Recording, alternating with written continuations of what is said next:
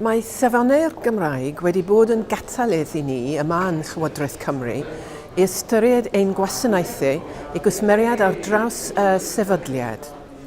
Ein nod bob amser yw darparu gwasanaethau o safon uchel yn newis iaith ein rhan ddailiad a'r cyhoedd, boed hynny yn y Gymraeg neu'r Saesneg. Dwi wrth fy modd yn gweld a chlywed yr iaith Gymraeg ar waith wrth i mi basio'r derbynfa ar y ffordd i fy nesg o bore.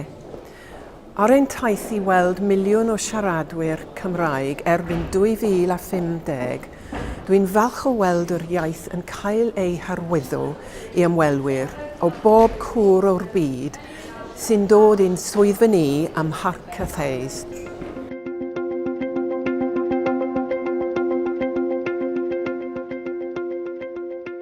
Y dderbynfa yw'r drws flaen i'r Llywodraeth mewn sawl sefyllfa, ac oedd yn amlwg i ni cyn i'r safonau i ddod i ddrym bod angen i ni wella'r argraff roedd y Llywodraeth yn ei roi. Beth o'n i'n ffeindio oedd bod yna sefyllfa amrywiol iawn o safbwynt gwasanaeth derbynfa ar draws yn swyddfeydd ni, o ganlyniad i nifer y gontractau bach yn bod mewn lle rhai aelodau staff yn staff i Llywodraeth Cymru, ac oedd yr ansawdd yn anghyson, yn ieithyddol ac o ran gwasanaeth cwsmer hefyd.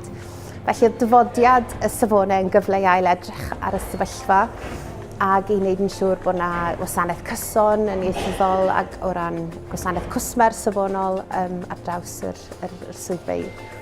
Felly eithbwyd ati i roi un gontract mewn lle i ddarparu gwasanaeth derbynfa ar draws yn prif swyddfeydd ni. Ac yn rhan o'r fanyleb oedd yr angen i ddarparu gwasanaeth dwyieithog safonol. Mae Vinci yn darparu gwasanaeth derbynfa i Llywodraeth Cymru. O rhan o'r cytundeb efo Llywodraeth, dyn ni'n gwneud siŵr fod y tîm yn dwyieithog a efo sgiliau sy'n angen. Olen ni'n croesawu bobl o bob cwr y byd, o bob rhan o Gymru i'r derbynfa. Bore da, good morning, Amy o'r derbynfa sy'n yma.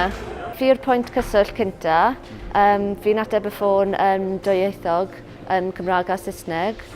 Nawr bod gwasanaeth safonol a dwyieithog mewn lle, mae'n bwysig tynnu sylw ymwelwyr at y gwasanaeth, felly ni wedi gwneud defnydd helaeth o logo iaith gwaith ar draws y derbynfeydd, wneud yn siŵr bod e'n amlwg iawn i ymwelwyr wrth iddyn nhw mewn, bod nhw'n gwybod allan nhw ddefnyddio'r Cymraeg yn hyderus yn y derbynfa.